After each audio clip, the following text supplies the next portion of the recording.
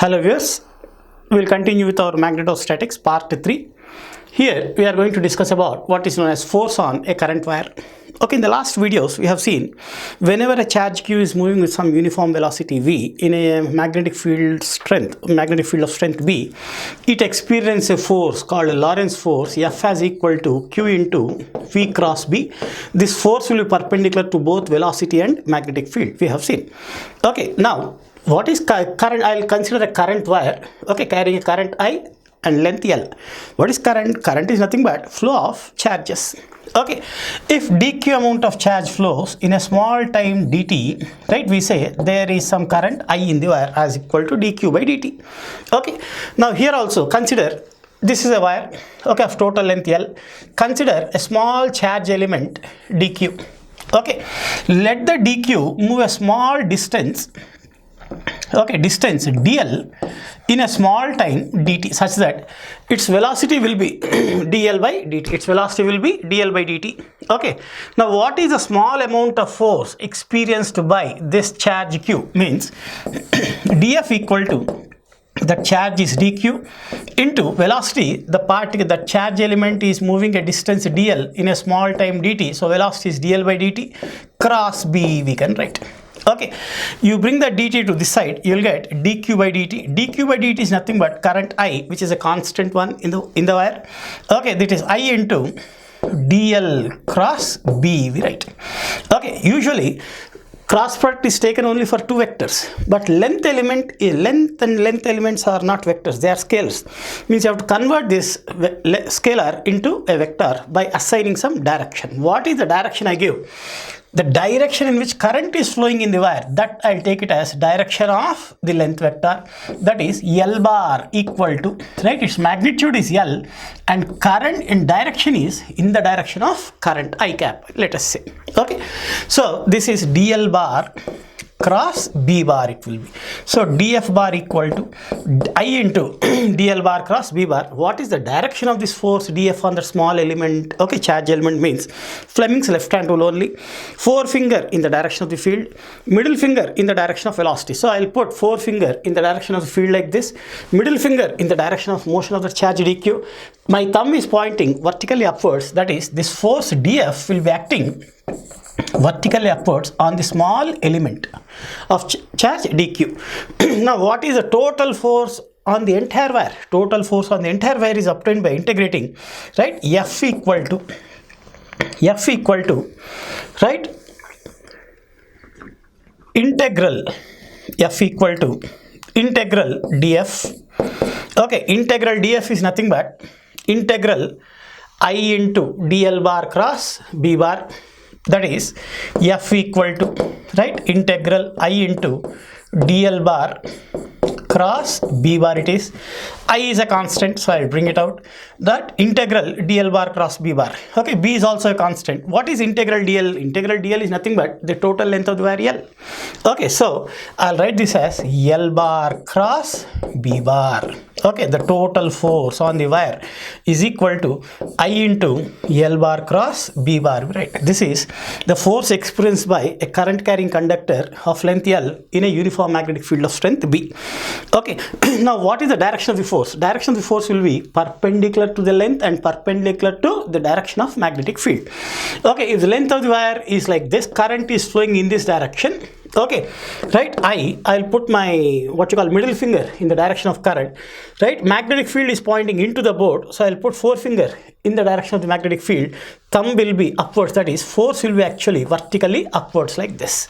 Okay, if you expand this, F bar equal to, right, ILB sin theta. ILB sin theta means this force will come into picture. This force will come into picture only on current carrying wires having some length L placed in a uniform magnetic field, and whenever theta equal to 0 or 180 degrees, okay, sin 0 is 0, sin 180 is also 0, force will become 0.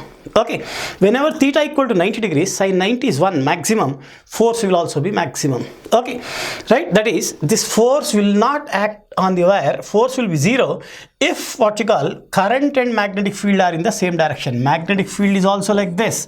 Okay, a current wire is also like this, carrying a current I in this direction. Angle between them will be 0. That is, current should not be parallel to the magnetic field. Means in the direction of the magnetic field or in opposite direction of the magnetic field.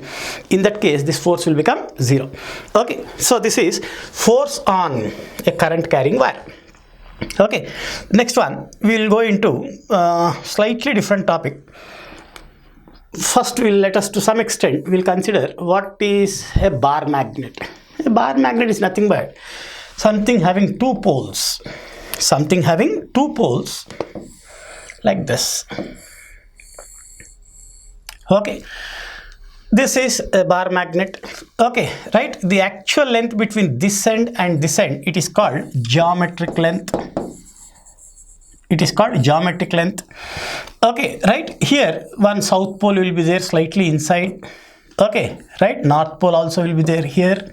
This is called a dipole. This is magnetic south pole. This is magnetic north pole, we write. Here, magnetic lines of force will start from the north pole and end on the south pole like this. Okay.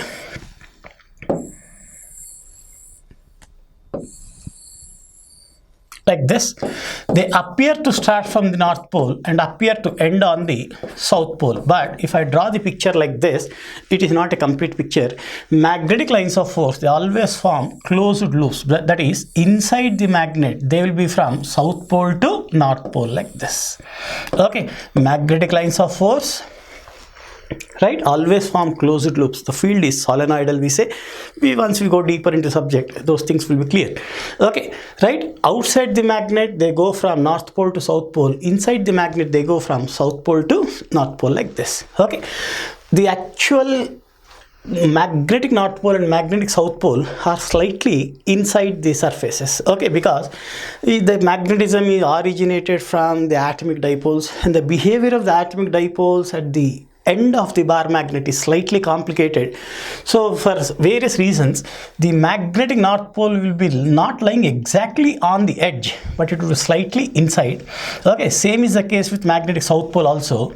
Okay, the actual distance between this north pole and magnetic south pole is called magnetic length. Is called magnetic length. In the case of any bar magnet, the ratio magnetic length by geometric length, the magnetic length by geometric length will be 0.84. Okay, the ratio magnetic length by geometric length will be equal to 0.84. So whenever we say length of the magnet, okay, it actually means magnetic length only. Okay, right, now we define this is a dipole.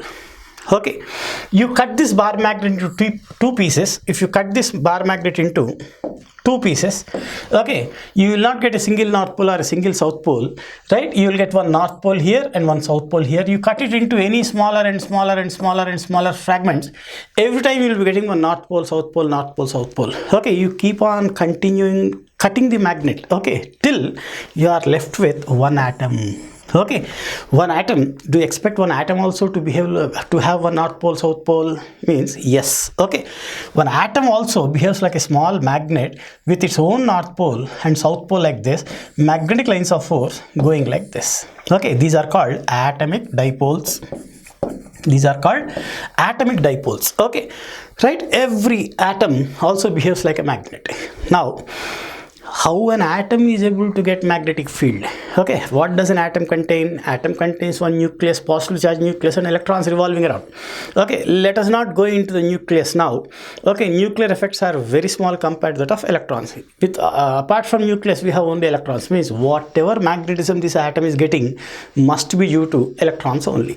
Okay, that's why scientist called Compton said, electron is the fundamental magnet in the universe. Okay, wherever magnetism is coming, it is because of electrons only. Okay, an isolated atom's magnetism arises from three factors actually. One is orbital motion of the electron, second was electron spin, third one is what is known as the diamagnetic effect or induction effect we call.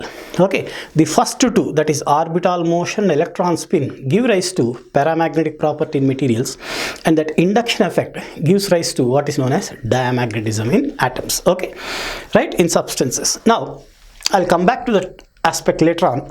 Now here we'll define one parameter known as, right, that, and one more, that is also an essential difference between electrostatics and magnetostatics. Okay, in electrostatics we have a single negative charge like electron, okay, or a single positive charge like one proton. Okay, right, a single negative charge or a single positive charge are possible electrostatics. These are called unipoles or monopoles, right? Okay, in electrostatics starts with single pole or monopole, whereas in magnetism we must always have two poles, that is magnetostatics starts with dipole. Okay, for every pole we define what is known as moment. Okay, a dipole moment, magnetic dipole moment, will define as the strength of each pole in the analogy with what is known as strength of each pole. If you take a bar magnet like this, okay, north pole here, south pole here, strength of each pole, I'll call it as magnetic pole strength M. Its units are ampere meter. Okay, that's called pole strength. Pole strength multiplied by the distance between the two poles, I'll define it as magnetic dipole moment. In analogy with electric dipole moment, charge on either pole multiplied by the distance between the two poles. Here also magnetic charge, okay, that is nothing but magnetic pole strength, units are ampere meter, okay, into distance between the two poles. If I take the distance between the two poles as d, right, magnetic dipole moment is defined as magnetic dipole moment is defined as pole strength multiplied by the distance between the two poles. Okay, this magnetic dipole moment is defined as a vector quantity, means it has both magnitude as well as direction. Direction of magnetic dipole moment is always taken from south pole to north pole. Okay, that is, this d bar is the distance measured from south pole to north pole. Okay, so this mu bar equal to m into d bar. So what will be the units of magnetic dipole moment? Ampere meter into, that is distance, meter again, it is nothing but ampere meter square, or we can write it as joule per Tesla also. Okay, ampere meter square or joule per Tesla. This is defined as magnetic dipole moment. Magnetostatics starts from dipoles, electrostatics starts from monopoles also. That is one essential difference between electrostatics and magnetostatics. Okay, now you take, I'll extend this figure, I'll draw a three-dimensional one such that, right, let A be the face area of the magnet, bar magnet. Okay, now this magnet is having some dipole moment, ampere meter square, denoted by mu bar. Okay, now what is volume of the magnet? Volume of the magnet is, right, area, face area into the magnetic length d. A into d will give me volume of that bar magnet. Okay, this total dipole moment of this bar magnet is mu, given by m into d, right? Volume of the bar magnet is a into d. Magnetic dipole moment per unit volume is defined as magnetization. It is called intensity of magnetization, or simply magnetization. Okay, intensity of magnetization, or simply magnetization, right? It denoted by capital M bar or I bar. Both are equally popular notations only. You can use either M bar or I bar. Okay, right? It is nothing but, M bar is nothing but dipole moment per unit volume.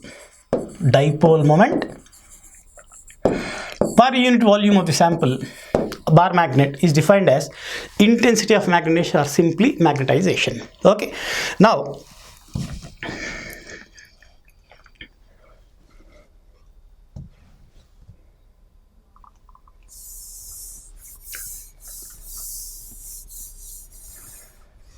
what did we get dipole moment as? Dipole moment is mu by volume. Okay, mu by volume. Mu is nothing but pole strength multiplied by distance between the two poles divided by volume of the magnet is A into D. So D and D they get cancelled, right? Pole strength is pole strength per unit face area. Okay, this is defined as intensity of magnetization, or simply magnetization. Means what is intensity of magnetization or magnetization? You can take it as either dipole moment per unit volume or pole strength per unit face area. What will be the units of M? Here M units are ampere meter, okay, divided by area. Area is meter square, so ampere per meter. So I bar or M bar has units, ampere per meter. This is one important magnetic field vector in magnetostatics, that is dipole moment per unit volume or pole strength per unit face area. You take a bar magnet like this. Okay, direction of the dipole moment is always from south pole to north pole. Direction of dipole moment is always from south pole to north pole, like this. Okay, this is mu bar direction. Now strength of each pole, I am calling it as M. Now whenever I put one bar magnet in a uniform magnetic field of induction B like this, okay, what happens is, just like whenever a charge Q is placed in electric field, it experiences a force given by F equal to QE, right? M is the pole strength here, magnetic charge M into magnetic field. This is the force experienced by a magnetic charge in a uniform magnetic field, right? B. F equal to MB, right? Now you take one dipole,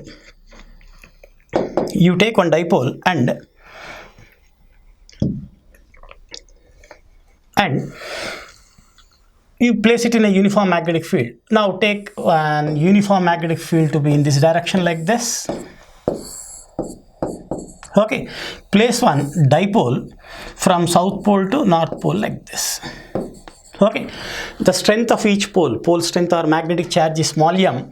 So this one experiences a force in the direction of magnetic field, MB force like this, and this pole magnetic charge will experience a force MB in this direction. Two equal and opposite forces, but their line of action is not same. That will produce some torque.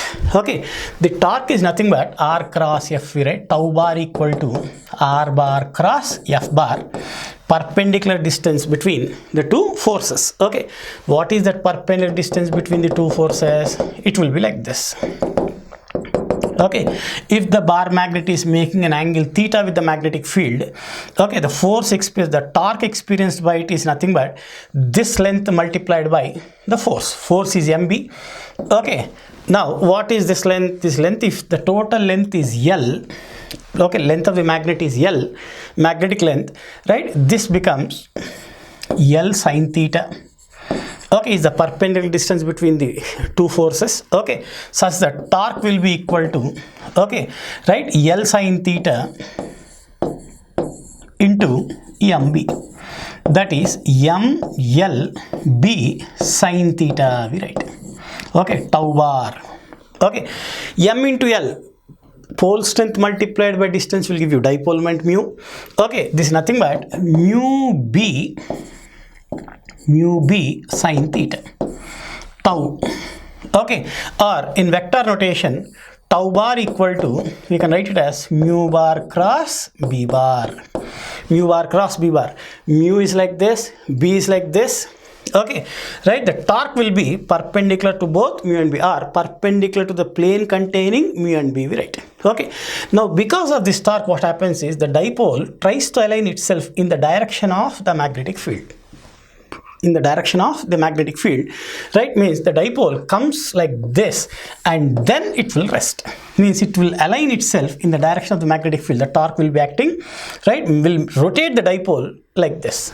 Okay, now the angle between the dipole and the magnetic field is equal to is 0.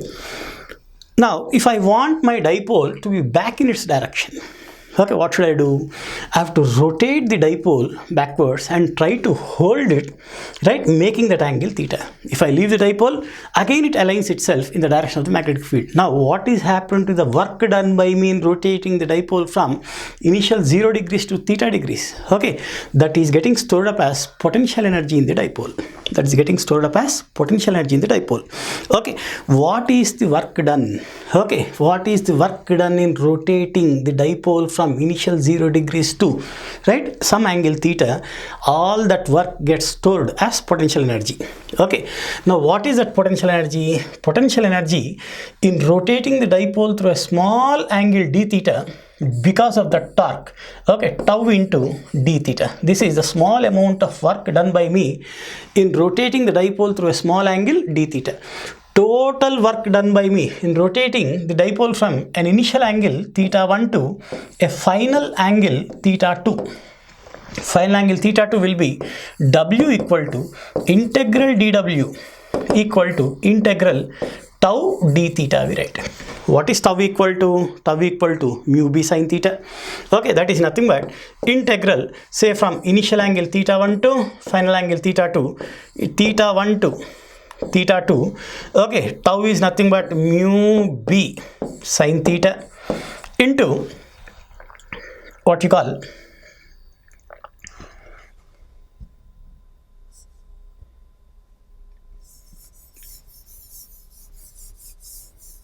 okay, mu b sine theta is tau d theta. It is d theta. Okay, so mu b comes out as constant, mu b into, now what is integral sine theta d theta? Minus cos theta. Minus cos theta, theta 1 to theta 2 here, that is nothing but minus mu b cos theta 2 minus cos theta 1. Cos theta 2 minus cos theta 1. Okay, right? Now, this is the work done in rotating dipole from an initial angle theta 1 to a final angle theta 2. Okay, that is work done equal to minus mu b cos theta 2 minus cos theta 1. Okay, usually we take the dipole's energy to be 0 when it is at an angle of 90 degrees. Okay, so initially if it is at an angle of 90 degrees, cos 90 will be equal to 0. So in general, at any angle, what is the potential energy stored in the dipole is minus mu b cos theta, we write. Okay, theta 1 equal to 90 degrees if I take, we will consider the energy, the work done, the energy of the dipole to be 0. Okay, so initial angle is theta equal to 90, theta 1 equal to 90, final angle is some theta. So what is the potential energy of the dipole? Minus mu b cos theta, or simply minus mu bar dot b bar, we write. This is the potential energy of a dipole placed in a uniform magnetic field of induction B. So torque acting on the dipole will be, right, mu b sine theta, or tau bar equal to mu cross b, we write, mu bar cross b bar. Okay, because of the torque, the dipole tries to rotate and align itself in the direction of the magnetic field. If I want to rotate the dipole back to any angle, I have to do some work. What all work I am doing is getting stored up as potential energy in the dipole. Okay, how much is that potential energy? It is minus mu dot b. Okay, these two things you remember because they will be useful. Many cases these things will be useful. Okay, it is not only for bar magnets, actually, in general true for any magnet. Okay, when the electron is revolving around the nucleus, that also behaves like a dipole, and whenever I apply some magnetic field, the interaction between the field and that electron's dipole moments give rise to mostly entire spectroscopies because of these factors only. Okay, right? Now next, so the potential energy of a dipole in a magnetic field is U equal to minus mu dot b. Okay, a uniform magnetic field B is like this. I'll place one magnetic dipole like this, say, means this is south pole, this is north pole, its dipole moment is mu. What is the angle between mu and B? Here it is 0 degrees. So U at 0 degrees equal to minus mu B cos 0. Okay, that is nothing but U at 0 degrees equal to, right, minus mu B. Okay, this is the minimum energy. Okay, this is ground state or minimum energy. State with minimum energy is the most stable state. The system is said to be in stable equilibrium, means the dipole will be in stable equilibrium, means it won't get disturbed. Even if you try to rotate the dipole slightly also, the dipole will oscillate for some time, okay, but it won't get deviated from its stable position lot. So the dipole is said to be in stable equilibrium. Okay, now if I place the dipole such that, right, south pole is here, north pole is here, then dipole moment mu bar is in this direction opposite to the magnetic field. In this case, right, we get u 180 degrees equal to okay, minus mu b cos 180. Cos 180 degrees, that nothing but cos 180 is minus 1, minus half minus will become plus. Okay, u 180 equal to, right, 1 mu b we are getting. This is the maximum energy. Whenever the energy is maximum, the system will be unstable. Whenever the energy is minimum, system will be stable. So we say the dipole will be in stable equilibrium when it is in theta equal to 0 degrees. Dipole will be in what you call unstable equilibrium when it is in opposite direction. Means if you place the dipole like this, even if you disturb the dipole slightly, if you, within no time it will go and rotate and aligns itself in the direction of magnetic field. Okay, so stable equilibrium case is when theta equal to 0 degrees, the energy will be minus mu b. Okay, when theta equal to 180 degrees, it is unstable equilibrium case. Okay, energy will be plus mu b. When theta equal to 90 degrees, okay, the energy is taken as 0. Now what is the energy work done in rotating a dipole from an initial angle theta 1 to final angle theta 2? We can write initial angle is, right, theta 2, final angle is theta 1, u theta 2 minus u theta 1. This is the amount of work done in rotating a dipole from an initial angle theta 1 to final angle theta 2. Okay, what is u theta 2? U theta 2 is minus mu b cos theta 2 minus u theta 1. U theta 1 is minus half minus it will become plus mu b cos theta 1. Okay, right, so this is nothing but mu b into cos theta 1 minus cos theta 2. Okay, this is the amount of work done in rotating a dipole from an initial angle theta 1 to final angle theta 2. Okay, now suppose say what is the amount of work done in rotating a dipole from parallel to anti-parallel position? We call it as flipping from parallel to anti-parallel position. Means parallel means initially theta 1 is 0 degrees, anti-parallel means theta 2 is 180 degrees. So work done equal to cos 0 is 1 minus cos 180 is minus 1, 1 minus half minus 1, 2. So maximum amount of work will be done in rotating the dipole from parallel to anti-parallel position. So this is about this concept becomes useful because this aspect, whether we do the experiments with the magnets or not, it's a different case, but what all we are learning now will become useful at higher levels. Okay, these dipoles are nothing but atomic dipoles, electrons, orbital dipole moments and spin dipole moments. When I apply some external magnetic field, the interaction between these magnetic dipoles and the external magnetic field will give rise to some Zeeman effect, or if I apply some electric field, okay, it gives rise to what is known as Stark effect, etc. Okay, so initially we will be learning in terms of bar magnets. Okay.